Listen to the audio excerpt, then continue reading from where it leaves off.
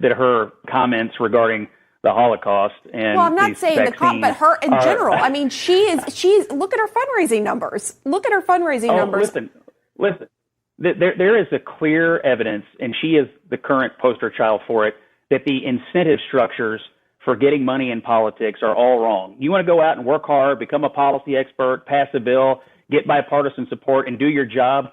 There's no incentive. The incentive is in generating the outrage that she is generating. Look at her. She doubled down on all this because I'm sure somebody said to her, hey, there's a marketplace for even the most reprehensible thoughts. The incentive structure is all wrong, and that's why I think McCarthy, he can't fix the incentive structure overnight, but he can distance the rest of the conference from her and the rest of the Republican Party from her. And I would hope even former President Trump is watching all of this and saying, I don't want to be associated with this either. By the way, if he came out and condemned this and said something on this, I think it would matter to a lot of those people that are willing to throw in $25 every time something outrageous happens. I agree with Scott. I also think there's no chance that will happen because Donald Trump is sort of the example of what Scott is talking about, which is performance as politics. Politics as theater. Politics as an outrage machine, because that generates more money. It generates more TV time. It generates more attention. Mm-hmm. And that's why Marjorie Taylor Greene, in her mind, is winning in this. Now, is she losing? The victim of the right. She's become exactly. Is she losing? She has no congressional committee assignments, right? She could eventually be censured, that sort of thing. It doesn't matter. She doesn't care about that. This is a platform to help her get what she really wants, which is more brand recognition. And I'm with Scott. Politics is broken in that regard. All right, Chris Cillizza, Scott Jennings, thank you both. Thanks, Pam. Halfway there, the vaccine milestone the U.S. just crossed that may make you want to throw a big party. We'll be back.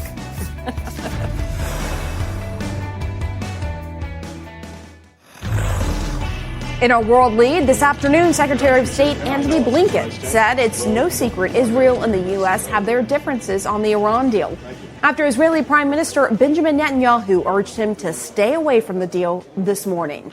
In Ramallah, Blinken promised Palestinian Authority President Mahmoud Abbas $5.5 million in immediate aid to Gaza.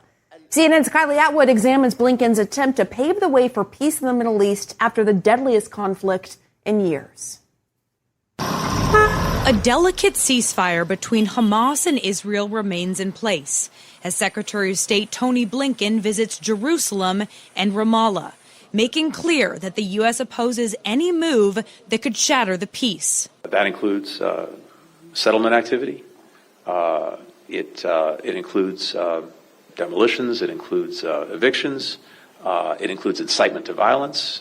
It includes payment to terrorists. The ceasefire coming after 11 days of violence, leaving more than 200 Palestinians dead and taking the lives of more than a dozen Israelis. Blinken called the losses on both sides profound.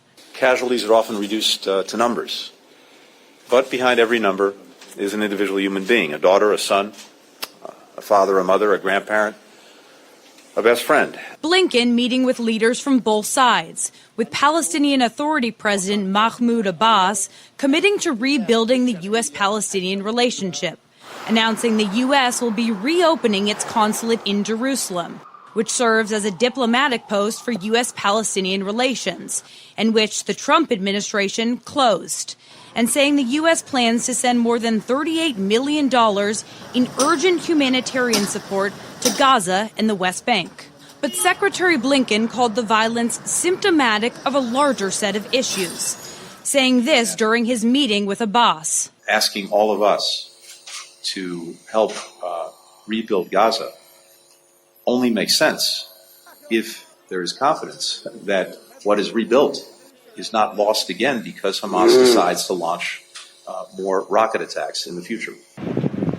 With Israeli Prime Minister Benjamin Netanyahu, Secretary Blinken discussing Israel's right to defend itself. Thanks to President Biden and you for firmly supporting Israel's right of self-defense. And replenishing Israel's Iron Dome defense system that Israel says intercepted more than 1,000 rockets fired from Gaza towards Israel.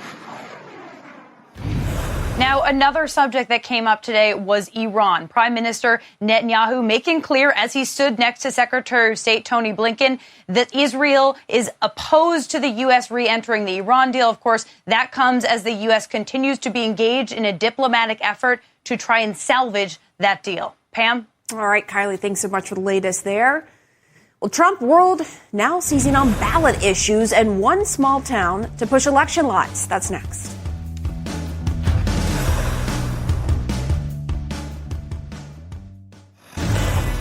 In our politics lead, first it was Arizona, then Georgia, and now New Hampshire, where an audit of the 2020 election results is underway.